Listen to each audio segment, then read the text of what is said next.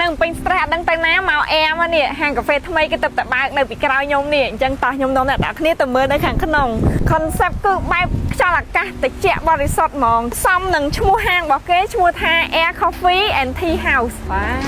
វអូយនៅនេះគេមានលក់នំច្រើនប្រភេទណាហើយមានទាំងនំខ្មែរទៀតតោះឥឡូវយើងទៅយកភេសជ្ជៈមុននឹងខ្ញុំកំងគាត់ហើយហីចាអូយលយនេះ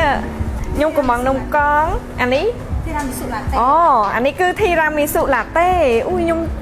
ចូលចិត្តធីរ៉ាមីស៊ូណាអ្នកនរគ្នាគឺថា fresh ហ្មងលក្ខណៈបែបកញ្ចក់ហើយយើងអាចមើលឃើញទេសភាពទន្លេអញ្ចឹងណាហើយមាន2ជាន់នៅខាងលើនេះមួយជាន់ហើយនៅខាងក្រោមចង់អង្គុយលក្ខណៈបែបស្ងប់ស្ងាត់អូយណែ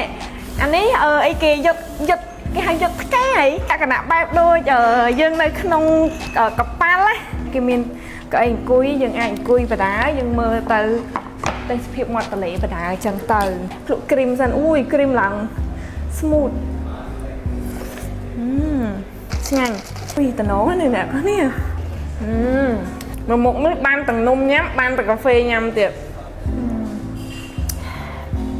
ស្រស់ស្រាយមែនតើលយណាមានលក់នំខ្មែរនៅក្នុងហាងកាហ្វេ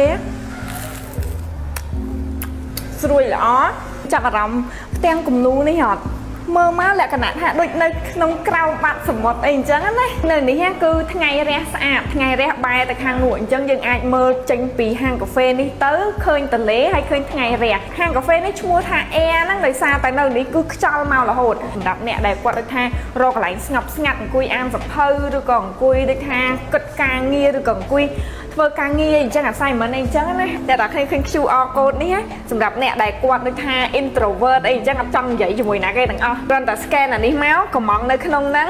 បងលុយនៅក្នុងហ្នឹងពេលបានគឺទៅយកចប់អត់បាច់ចាំនិយាយមួយណាគេសម្រាប់អ្នក introvert គឺត្រូវហ្មងហើយយើងអង្គុយមើលទៅសភាពអីចឹងមកអូយលុយខ្លាំងណាស់អ្នកទាំងគ្នាហើយសំខាន់ហាងនេះគឺតុបតែបើកថ្មីស្រឡាងតែម្ដងនៅកោះនរាគាត់តែជិះឆ្លងស្ពានកោះនរាមកគឺនៅចិត្តអាកន្លែងគេពិចនិចកន្លែងគេពិចនិចនៅកោះនរាអាចមើលឃើញទេសភាពស្ពានកោះនរាស្អាតហ្មងមិនថាពេលព្រឹកថ្ងៃល្ងាចគឺស្អាតហ្មងនៅនឹងចាប់អារម្មណ៍ហាងកាហ្វេគេនេះរូបរាងដូចអីអត់មើលទៅដូចកប៉ាល់2ជាន់កំពុងតែចតនៅមាត់ទន្លេអញ្ចឹងចូលមកដល់ក្នុងហាងគឺស្រឡះភ្នែកមានកញ្ចក់ព័ទ្ធជុំវិញមើលឃើញទេសភាពមាត់ទន្លេស្រស់ស្រាយមែនតើគេដាក់កៅអីអង្គុយមួយនៅតាមមាត់កញ្ចក់នឹងអញ្ចឹងណាហើយនិយាយពីថាពលឺគឺភ្លឺស្អាតល្អអ្នកចូលចិត្តថតរូបថតវីដេអូអីមកនេះក៏ត្រូវដែរថតស្អាតហើយបើអ្នកចង់រកកន្លែងស្ងប់ស្ងាត់អង្គុយអានសភៅធ្វើការអីចឹងនេះចុះមកជាន់ក្រោមមានកៅអីអង្គុយបែរទៅមាត់ទន្លេមានសាឡុងក៏មានកៅអីអង្គុយមួយក៏មានបែបអ្នក introvert ក៏បានអ្នកអង្គុយដូចថាភាសាគ្នាក៏បានអូយនិយាយទៅលយខ្លាំងណាស់នៅនឹងហើយគេមានផ្ទាំងគំនូគេនេះមើលទៅដូចយើងនៅកំពុងតែនៅក្នុងបាតសមុទ្រដូច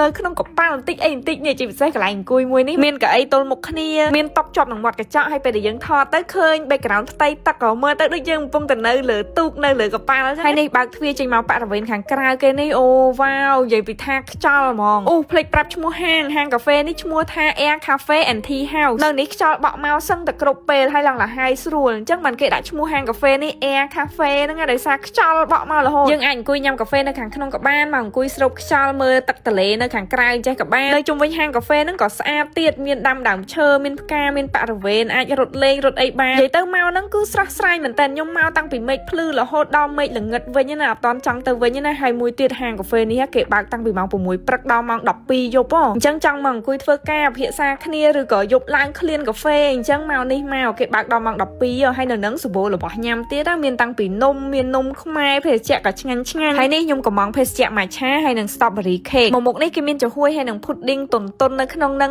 ពេលដែលយើងញ៉ាំទៅម៉ាឆាលាយជាមួយនឹងចំហួយតុនអ៊ុយញ៉ាំទៅគឺថាស្រស់ស្រាយហើយ strawberry cake គេនេះក៏ឆ្ងាញ់ដែរសាច់នំទន់ល្អជូរអែមអញ្ចឹងអ្នកអំពេញមានកន្លែងលំហែថ្មីមួយទៀតហើយអាចប្រវល់មិត្តភ័ក្តិមកបានមកពេលល្ងាចអាចមើលឃើញទេសភាពថ្ងៃលិចបែរទៅខាងស្ពានកោះនរាហើយថ្ងៃខ្ញុំមកនេះស្អាតណាស់មេឃលងពណ៌ផ្កាឈូកហ្មងងាយឡើងពេលគេបើកភ្លើងក្នុងហាងមកអូយឡើងស្អាតអញ្ចឹងកុំភ្លេចប្រមូលគ្នាទៅគេទៅតែបើក unboxing ថ្មីជ្រើងហ្នឹងហ្មងហើយទៅតែបើកអញ្ចឹងប្រកាសជាមាន promotion ពិសេសហើយអាចចូលមើលនៅក្នុង page Air Cafe and Tea House បានទៅពេលព្រឹកក៏បានពេលថ្ងៃក៏បានល្ងាចក៏បានស្អាតគ្រប់ពេលនៅហ្នឹង